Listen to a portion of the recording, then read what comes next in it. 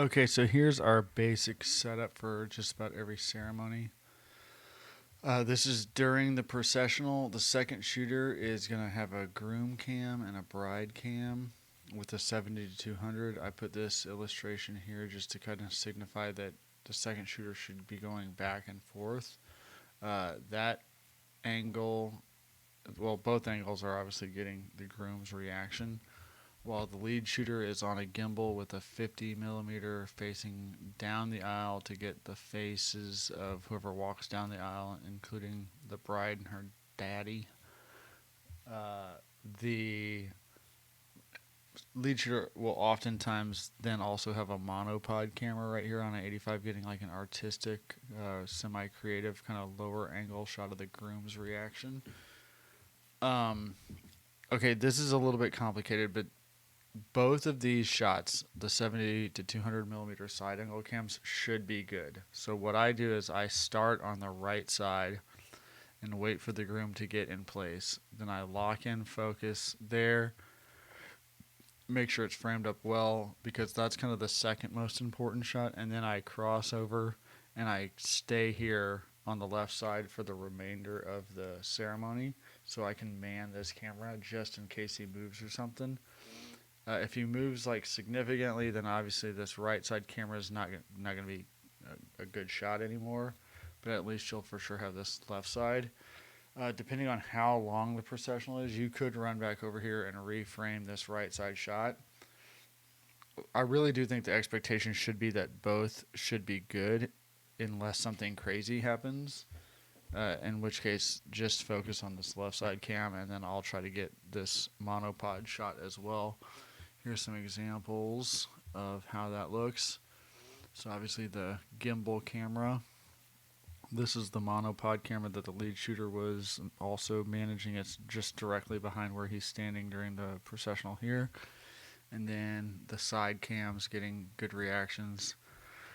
This should give you kind of a general idea of like the framing. I like it to be tight, like I'd say a mid shot, so just above the belly button to the top of the head for both shots. And just to show you how that looks in real life,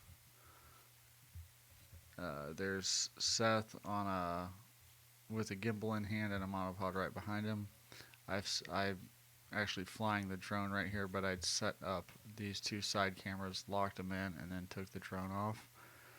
And I think that was a pretty successful setup. And then during the ceremony,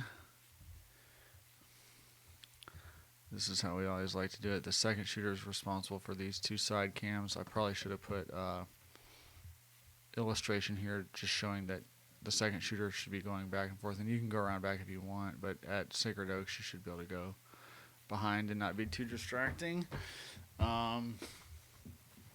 So these two should always be good shots. They should always be recording. The battery should never be low. The SD card should never be too full. Like these are 100% the responsibility of the second shooter, and they should be a good three shot the entire time. So the lead shooter can focus on getting a creative angle back here, like during the groom's vows. This is always a really nice shot. And then starting at the ring exchange, the lead shooter will pick up a gimbal about halfway down the aisle and stay there the rest of the time. So I always say that's like you're really like in quicksand. Whenever I'm on the gimbal in the center aisle, I really obviously can't move or help out with anything else. So I've got to know that these two side cameras are like locked in case something goes awry with the gimbal or whatever. And so here's some examples of that. This is the bride side cam. This is the groom side cam. These aren't actually the best examples because this is a pretty tight shot. Typically, I want to be able to see the officiant's mouth when he's speaking in the right of the frame, and the bride should be in the left of the frame.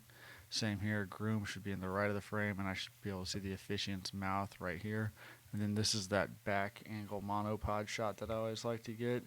And then this is just an example of, when the rings begin, I'll be back on the gimbal. And then I've got an example here of what not to do. This is an experienced second shooter that we hired at one time. Sarah set this camera up on a tripod, locked in focus, and then picked up the gimbal to get this shot, and the second shooter only had one responsibility, which was to manage this camera up here. Could have been a great shot. Instead, this happened. As soon as he turned around, the camera starts wobbling around inexplicably, and focus is moving back and forth, and he shifts the camera over. It's crazy. Like, that was the reaction, and he just totally ruined it. That could have been a viral moment, and then here we go again. He's wiping his tears, and the focus is moving around. It's like every time I watch this video, I'm like, we paid somebody a lot of money to get this shot, and an unmanned camera that was set up by the lead shooter as like basically a backup camera is significantly better. So, trying to not do that. I don't think you will. Thanks. See ya.